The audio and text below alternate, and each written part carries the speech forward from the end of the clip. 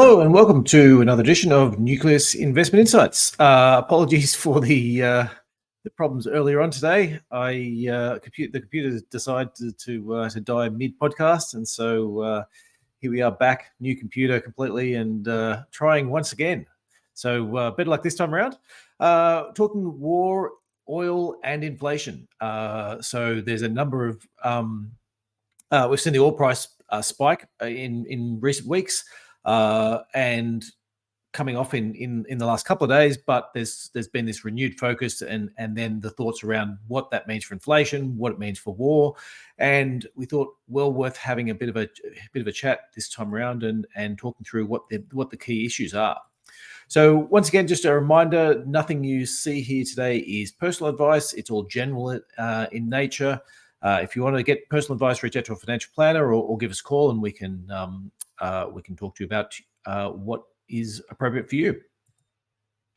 So the agenda today, I'm going to talk through some of the portfolio changes we made recently, really hone in on these oil and geopolitical issues, the cost push inflation, where that's coming from, what it means for demand destruction, and what that means for bonds going forward. So we made a number of changes at the start of April. I guess concerns about the geopolitics and the market had been on a pretty decent run as well. So it's worth taking some of the profits. But the key issues actually we were worried about was around the Ukraine targeting of some of the Russian oil assets. And so the thoughts around that and how we can actually approach those and how we can and what the risks are in terms of the oil price going for a run.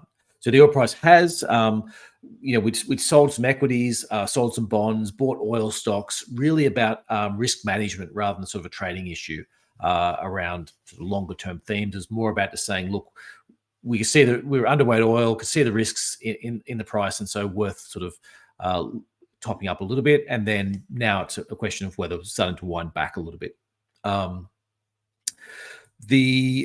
In terms of the oil prices, in terms of the geopolitics, I'm going to start at the other end of this slide, the Ukraine side of it.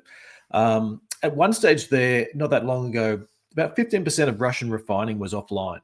Now, because Ukraine had been targeting Russian refineries with their drones and some of the bombs deep into Russian territory. And I think what's changed really is the ease of access to some of these drones and what they can target. So refineries, as much as they seem like they'd be something that would explode quite easily, they do tend to be rather large. And if you're firing missiles and bombs at them from a long way away, it is often hard to hit the most important parts. And that's where drones have sort of and some of the changes which have been made have actually increased a lot of the damage that's being done, because they can hone in on the particular parts of the refinery that are going to cause the most damage. And so, while a lot of that refining has come back online, there's a whole bunch of issues that sort of surrounding that and what's happening. So first, we've got the US has actually been out discouraging the Ukraine from attacking more. And what we've seen within that is that Europe at the same time has actually been adding some more planes and bombs to the Ukraine and actually taking off some of the limitations on how they can be used. And in some members of European parliaments have actually been encouraging Ukraine to attack and strike targets within Russia. And so you've got this sort of push-pull here where what we've seen is, we've seen that the refining is much more at risk. We've also seen not for a couple of months, but there was some targeting earlier on with marine drones of some of the of one oil tanker in particular. But the technology advances in marine drones have meant that it's actually much harder for Russia, which has a much larger navy, to actually patrol the sea, and so that there's risks, I guess, from that the Ukraine could extend that and start targeting more oil vessels and use that to slow down. So you've got sort of this push-pull between those. You've got Europe back and forth, and one of the things with the marine drones is that they're actually much harder for ships to destroy than you might think. So it seems at sort of face value, you go, well, a marine drone sort of operating in 2 dimensions, whereas a drone in the air is operating in 3 dimensions. Surely the one operating in 2 dimensions would be easier to hit. But the issue is that the ships are much lower to the ground. You've got the ones in the air, you've got quite a clear sight. There's nothing in the way. Whereas on the ocean, the waves and radars actually make it a lot harder to see some of these marine drones. And so technological advantages in both aerial drones to attack refining and marine drones has made a difference. The other thing, though, as well, is that the refiners were relatively unprotected in terms of the air defenses of Russia. So Russia's got a whole bunch of different air defenses, not enough to cover the entire country. It's a very large country. They were sort of focused on some of the key areas around the border and around the fighting, but then also places like Moscow and other sort of main population centers where they really wanted to focus on that. So there's been a bit of a shuffling around now of some of those assets. So they will probably try and defend the refineries a bit more. I guess my expectation is I wouldn't be surprised to see if what we see in there is that the Ukraine goes away from the refiners for a little bit and then waits for the shuffling again and then goes back to attacking them. And the pressure from the US is very much around inflation and I guess the thoughts around the election coming up, and that they would prefer not to see another burst of inflation coming out of higher oil prices. And that's certainly the big risk, and that was sort of why why the oil price has been on a little bit of a run. Then you get back to the issues that's going on within Israel and Iran. Now, this is again another sort of a weird one in terms of you can see issues with the oil price where we could certainly see that if things get out of control, you've got 2 different leaders in the countries, but neither of that are universally popular, and both will benefit from a bit of nationalism, both in Israel and Iran, in terms of their own political popularity and holding on to power. And so there's always the risk of a miscalculation within this. But the Iranian drone strikes and missile strikes seem to be relatively well telegraphed. So they're about avenging some deaths of some generals from some time ago, and it's quite potential that this was sort of played for a domestic audience, with the idea that yes, we've fired a whole bunch of bombs at that evil other country, with the view that they'd already telegraphed it, and so there wasn't going to be much damage, and their threat of a pushback was relatively low. Now, that's not to say that it's zero, so there is a chance of mistakes, but it does seem at the moment that the intelligent way would be, or sorry, the logical way maybe it would be that it wouldn't escalate further. But it is always worth watching these factors, because when we start playing out in real time, mistakes can be made. And then the final other factor that could come out is the US could start really trying to crack down on some of those some of the Iranian sanctions. I guess there's a fairly limited amount of policing of some of those sanctions, but given what they're saying in terms of inflation, it does seem surprising. That it would seem surprising if the US was going to target that more. So the net effect of all that is lots of different things happening in all different directions. You would say that it would seem that things aren't going to get too much worse from where they are, but it often seems that way. And certainly there are risks, I guess, in terms of in terms of inflation, and particularly within our own portfolios, which is why we sort of added that added some extra oil and gas to sort of bring that up to more of a market weight rather than underweight, is because when you're sort of playing for say a bond call or playing for inflation lightening off, then that's your real risk, and that's why we've sort of gone through and sold both bonds and equities, with the view that they both had a decent run and the risks were starting to compound.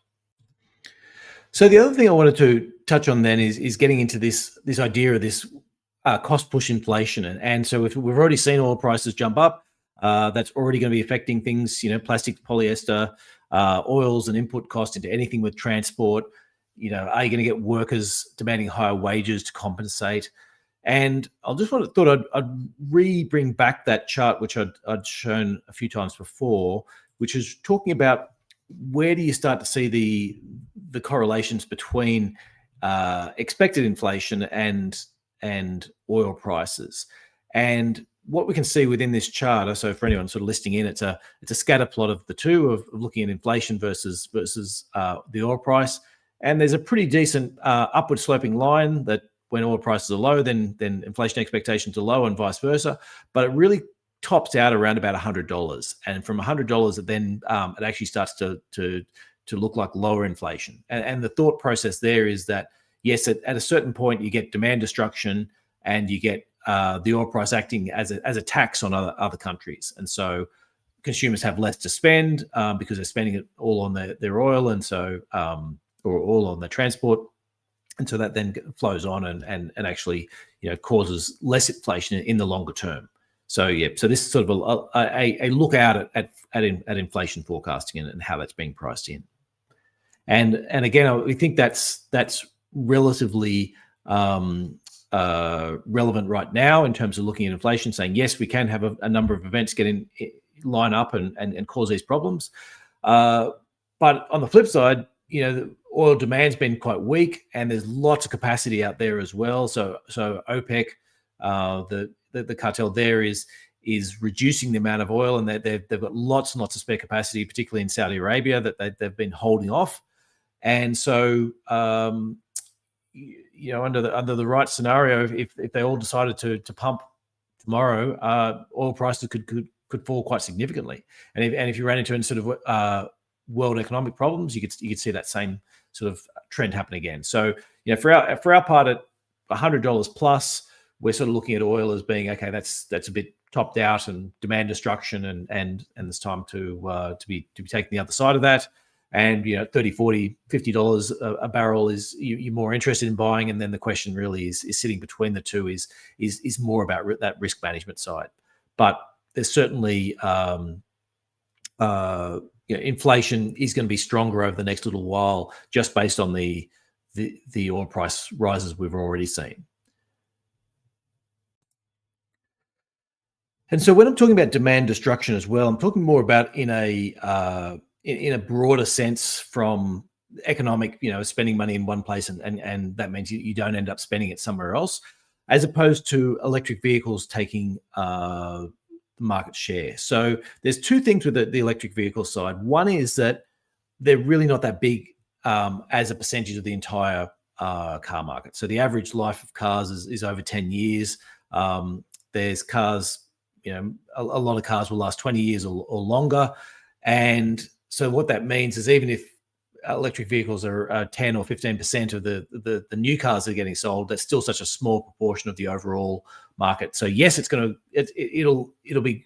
will affect oil demand for a considerable period of time, but there's not enough change coming through. Even if every car sold from today onwards turned into an electric vehicle, you still have a significant demand for oil for years as yet. So that's not really good. That's not really a switch in the short term. And the other thing I guess we just wanted to note was, I've got a bunch of charts up there just sort of showing where do we actually start to see the break evens come, because battery prices are still high. They're coming down rapidly, and a lot of that is China doing what it did, a very similar thing to what it did in the solar panels, where it's really targeting those electric vehicles, really targeting batteries, and really trying to drive those costs down. So I've got a chart up just showing how it fits. What's the trade-off between a petrol car and an electric vehicle, with the idea that being that effectively the car itself is relatively similar, and what you're doing is paying, you get to save yourself a motor, an engine, and you offset that with the cost of a battery. And the cost of the battery have been very high, but they've been coming down quite quickly. And the whole trade-off that you really need to think about is how much range a car needs. A person needs within that. So if you are happy to have a 300-kilometer range, then and you're living in the US, then your payback is less than $4. Less than 4 years at $100 of oil. So at that point, I think that's worth. People will genuinely look at that sort of 3 to 4 year payoff and start to make a switch for economic reasons. But the thing is, if you're not happy with a 300-kilometer battery, you actually need an 800-kilometer battery. Then your payoff is now, even at $100, is going to be 8 or 9 years. So a lot of it is this range anxiety and what it means for people in terms of what they would be prepared to take. So if you're happy with a 100-kilometer range on your car, then right now, your payback is probably less than 2 years at current energy prices in the US. But it's a question about how many people are happy with such a short range. You look at, say, some commercial vehicles that are a lot more consistent in what they're doing. So, things like postal vans and things like that, where they might be able to go, yes, I'm traveling 150 kilometers a day and I've got 2 or 3 chances to charge because of, brakes and whatever it is, or just loading and unloading. And so therefore it actually makes a lot of sense. You can get a smaller battery and very economical at today's prices. But the real push seems to be for people to have much, much larger batteries. And so that's that, we're really not close, I think, based on what people have been buying to date. The opposite argument to that is if driverless cars sort of pick up earlier than what people are expecting, then that would change that, because who cares how much charge a driverless car has, or if it has to, after it drops me off, whether it needs to go and charge itself afterwards, as long as it gets me to my destination. I don't really care if it's got a small battery or a big battery. And so, that's one potential wildcard. But again, that's a, even if they got everything right today, you've got 5, 10, 15-year rollouts before you're really making big inroads into oil demand there. If you move that same chart and you look at Europe, it looks way worse. So in Europe, you've got you do have more expensive electricity, and you've got higher taxes on oil. But so both of them are expensive. But when you sort of add it out, it's all those curves are way further up than what you're seeing in the US. So so much harder in Europe to make an argument for economics. If you look within Australia, sits somewhere in between the two, probably closer to Europe than what it is the US, insofar as we still do have much higher taxes than what you see in the US on the fuel, but the flip side is we're also seeing higher energy costs within Australia. So yes, at current oil prices, even if you had a 100-kilometer battery in Australia, you're talking 4 or 5 years as a payoff. And for me, that's not that's not good enough for the majority of people to decide that's worth the trade-off. So need battery prices to come down. They are coming down, and we've got a number of quite interesting new technologies coming out, particularly in some of the solid state and semi-solid state batteries that are moving into production at the moment. And that could really, if you see some speed pickup on the charging times, that would mean all of a sudden you don't need those bigger batteries anymore. So if people can charge in 5-10 minutes, or even if they can charge 50% in 5 minutes, that obviously takes away a lot of that concern about, I need a battery that can take me 800 kilometers just in case I want to go for a long drive. It's like, well, I'll pull over for 5 minutes and charge if that's the case. So yes. Similar in Australia, more similar to Europe than the US. And finally, I just want to slot in quickly a little bit of late breaking news in terms of there's been a number of explosions in Iran. These don't look like they're widespread at the moment, but it seems that so again, it seems more performative in terms of the attack, but not to say it's not going to get worse.